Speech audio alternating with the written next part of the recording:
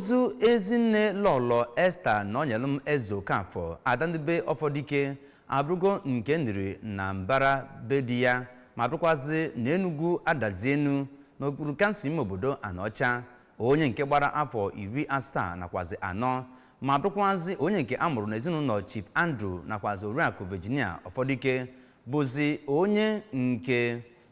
achịkọbara nnọọ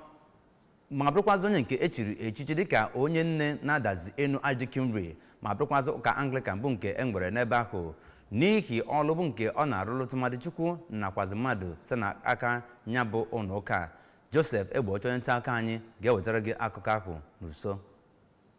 Okwuchukwu ya n'ụlọ ụka All Saints Anglican Church dị n'Adazienu nke ya nọ n'isi ofufe nru ahụ bụ Most Reverend Alexander Ibezim ka Archdeacon nke Adazienu Archdeaconry Venerable Dr. Jeffrey Molu kọwara ya bụ nwaanyị lara mmụọ dịka nwaanyị amara n'ikpe ekpere ma bụrụ onye na-enye mgbaàmà aka ọrụ Chineke na ndụ ya, kọwapụta ya dịka ezigbo akparamagwa eji mara ezigbo nwaanyị. N'okwu ya ka edichara ya bụ nwaanyị ka Archbishop Ibezim nọrọ gwa ezinụlọ ya ka ha dịkọ n'otu ma gbaa mbọ ma na-ebipụtakwa ezi akparamagwa eji mara nne ha. N'ime ọtụtụ ndị bịara iti ezinụlọ ndị bụ Ezeokafor aka n'obi ka onye eze ọdịnala obodo Adazienu Igwe Lawrence Arinze nọrọ kọwaa ya bụ nwaanyị nwụrụ anwụ dịka onye gbara mbọ ịhụ na oge di ya nọ dịka onye ji ọkwa traditional prime minister nke ya bụ obodo na ọ lụrụ ọrụ bara obodo uru. Udo ka anyị chọrọ n'ezinụlọ a,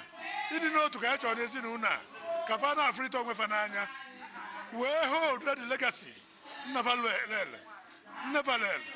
so ka ọ ga-adịrị ha na mma. Nwa nwoke ya bụ nwaanyị nwụrụ anwụ bụ Chief Ọnụọra Ezeokafor, nwa ya nwaanyị nke Iruka ya nakwa ụmụ ya site n'aka Maazị Chukwuma Ezeokafor kọwara nne ha dịka onye na-enwe mmasị igosi ndị mmadụ ịhụnanya n'agbanyeghị nhịarụ ọ na-enweta. Eziokwu na ihe mwute ka ọ bụ dịla anyị mana amanta na Chukwu ụta na Chineke bụ onye wetara na ya nwa werekwarụ ya nwa bụ ihe mma ihe bụ obi ya o ji wee sị na ọ ya akpọ nwa ya ka ọ bịa zaa okpu ikpeazụ. Site na Adazienu nke dị n'okpuru ọchịchị Anaocha, abụ m Joseph Egbochi maka akụkọ ụwa ABS.